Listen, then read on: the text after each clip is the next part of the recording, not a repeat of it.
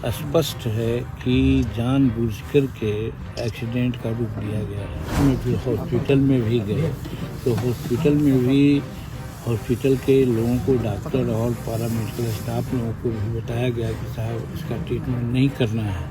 अभी तक कार्रवाई हो जानी चाहिए थी, लेकिन कार्रवाई नहीं हुई है। अभी घटना से हम मर्माहत हैं और सरकार के लोगों से भी बात करेंगे, अपने व्यक्तिगत रूप में भी। और यदि वो लोग इस बात को नहीं मानते हैं या उनसे कोई नई आशा देखेंगे तो हम भारत सरकार के मंत्री से, गृह मंत्री से हम खुद बात करेंगे, क्योंकि हम आए हैं, हमारे क्षेत्र का मामला है, इसलिए इसको हम देखेंगे। क्या बिहार की राजनीति के गलियारों से लेकर अब झारखंड की सड़कों तक एक गहरी साजिश रची गई है? क्या जिसे हम सड़क हादसा समझ रहे हैं वो असल में एक टारगेट किलिंग है? तमाम सवाल है। दरअसल बिहार के पूर्व मुख्यमंत्री और केंद्रीय मंत्री जीतन राम मांझी के एक बयान ने पूरे सियासी महकमे में भूचाल ला दिया है।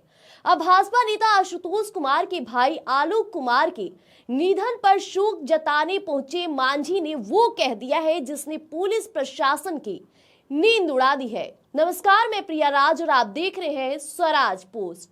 आज बिहार से लेकर दिल्ली तक के सियासी गलियारों में एक ही सवाल गूंज रहा है, आलोक कुमार की मौत का असली सच्चाई क्या है?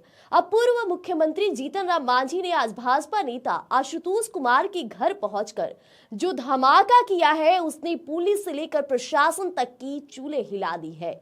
अब मांझी ने सीधे कैमरे की तरफ देखकर कहते नजर आए, यह कोई एक्सीडेंट नहीं बल्कि चुन चुन कर की गई हत्या है। साथ ही उन्होंने बड़े चेहरे से मुलाकात करने की बात कही है। आइए हम जीतन राम मांझी के उस बयान को आपके समक्ष दिखाते हैं। देखिए, जिस प्रकार की बातें कही जा रही है, स्पष्ट है कि जानबूझकर के एक्सीडेंट का रूप लिया गया है।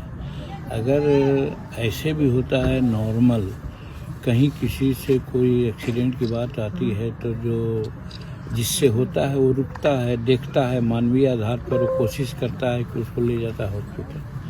लेकिन इनके केस में तो मालूम हुआ कि साहब एक तो इनको तड़पते हुए छोड़ दिया गया और बाद में फिर हॉस्पिटल में भी गए तो हॉस्पिटल के लोगों को, डॉक्टर और पैरामेडिकल स्टाफ लोगों को भी बताया गया कि साहब इसका ट्रीटमेंट नहीं करना है। और जब तक उनकी सांस खत्म न हुई तब तक वो लोग वहाँ प्रतीक्षा करते रहे। तो इसका मतलब कि जानबूझ करके हत्या है। तो इस पर नेम्ड केस हुआ है, FIR हुआ है। अभी तक कार्रवाई हो जानी चाहिए थी, लेकिन कार्रवाई नहीं हुई है।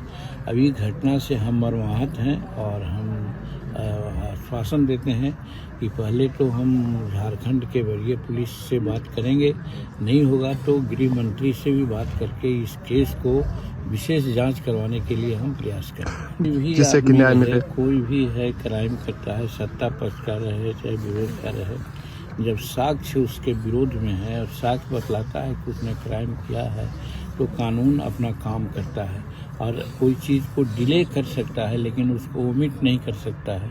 और वैसी परिस्थिति में सारे तथ्यों को जांच करके कहा तो कि उनकी सरकार राज में है, लेकिन केंद्र में हमारा CBI है, अनलोग भी है और एक बहुत प्रतिभाशाली व्यक्ति थे, उनको इस तरह से हत्या की गई है। तो इसकी जांच के लिए तो हम सबसे पहले होम मिनिस्टर से बात करेंगे कि इसकी CBI जांच करावें और जांच करा करके जो भी है उसका उद्भेदन करावें। और जो इस तरह से काम करता है, सुनते हैं कि 4-5 जिला में उसका नेक्सस चलता है, साइबर क्राइम करता है, तो इस तरह से क्रिमिनल को जो छोड़ा जा रहा है तो भारत सरकार है, हम समझते हैं कि झारखंड सरकार भले बचाने का प्रयास करे। हम झारखंड सरकार के लोगों से भी बात करेंगे, अपने व्यक्तिगत रूप में भी।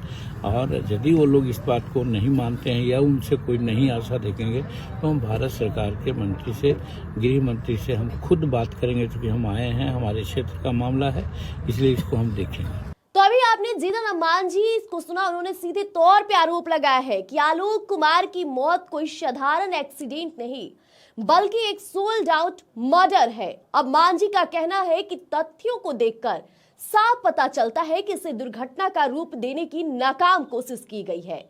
इतना ही नहीं, उन्होंने पत्रकारों से बात करते हुए 3 बड़े सवाल खड़े किए हैं।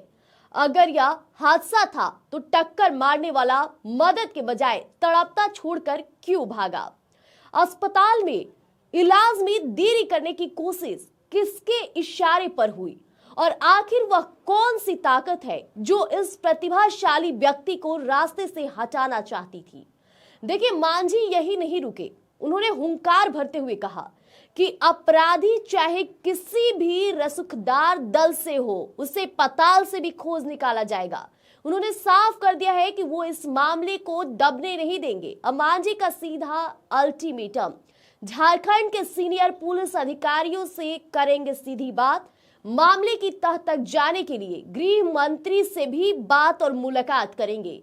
जरूरत पड़ी तो सीबीआई जांच की मांग करके रहेंगे। यह हंसता खेलता परिवार उजड़ गया है और अब सवाल न्याय का है।